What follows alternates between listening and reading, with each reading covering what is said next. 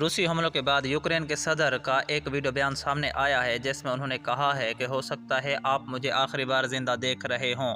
रूसी forces Ukraine के दारुल हुकूमत कीव में दाखिल हो चुकी है और आज दूसरी रात भी फोर्सेस के दरमियान झड़प जारी है।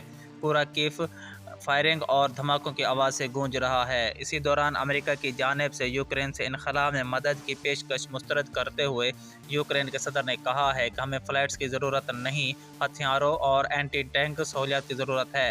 इससे कबल यूक्रेन सदर का एक सलाम। दूसरी जानिब अक़वाम मुत्तहिदा सलामती कौंसिल में रूसी हमले के खिलाफ करारदाद को रूस ने वीटो कर दिया है। यूरोपीय ममालिक और अमेरिका ने फ़िलहाल यूक्रेन में अपनी फ़ौजें भेजने का फ़ैसला नहीं किया है। इसके बरक्स रूस पर